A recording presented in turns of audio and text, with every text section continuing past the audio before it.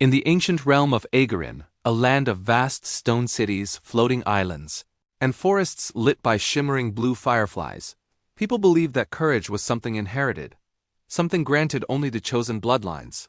But one young man, Rylan Thorn, would soon challenge this belief forever. Rylan was 17, living in the quiet mountain village of Briswick at the edge of the realm. He had no grand destiny, no legendary ancestors, and no special abilities. Yet he bore an unusual curiosity and an unbroken determination that set him apart. Life in Briswick was peaceful until one night the sky cracked open, literally. A thunderous rip tore across the heavens and a massive shard of golden light fell, crashing deep into the forbidden forest of Varn. The elders called it the Celestial Fragment, a piece of an ancient power sealed thousands of years ago. According to prophecy, whoever claimed it would either save Aegorin or end it. The realm panicked. Armies mobilized. Kingdoms prepared for war. But Rylan, driven by instinct more than ambition, felt a strange pull toward the forest, as if something inside the light was calling him. Chapter 1. The Forest of Varn. The forest was said to be alive, not in the natural sense, but in the dangerous one. Trees shifted their roots. Mist altered memories. Whispering winds mimicked lost voices. Yet Rylan entered, clutching only a lantern and a worn dagger his father left behind. As he journeyed deeper, strange visions surrounded him, moments from his past, fears he never confessed, doubts he thought he'd buried. The forest tested not his strength, but his resolve. He reached a clearing where the celestial fragment lay embedded in the ground like a fallen star. But guarding it stood a towering creature of stone and shadow, known as a Varn sentinel. Its eyes glowed crimson as it spoke, not with words, but with pressure in the air.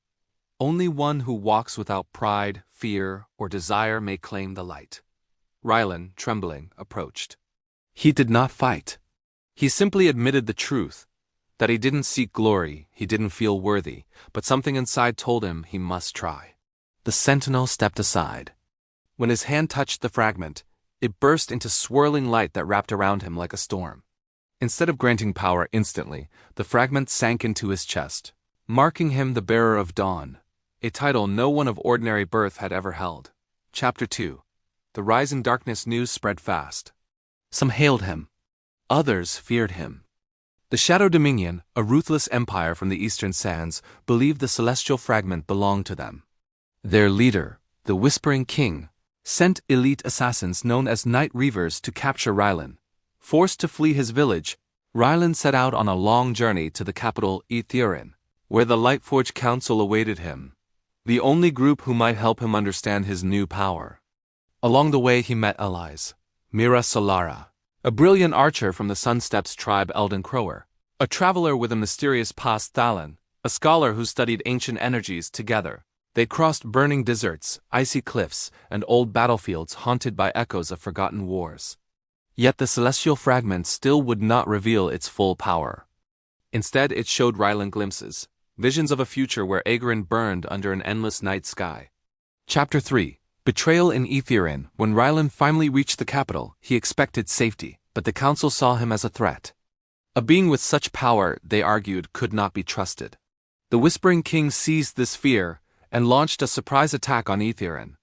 Battles erupted across the floating bridges and crystal towers. The Night Reavers surrounded Rylan. Elden betrayed the group, revealing he had been secretly serving the Whispering King, hoping to use the fragment to resurrect someone he'd lost.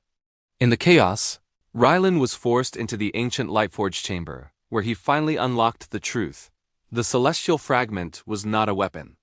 It was a mirror. It reflected the heart of its bearer. If anger ruled, it became destruction.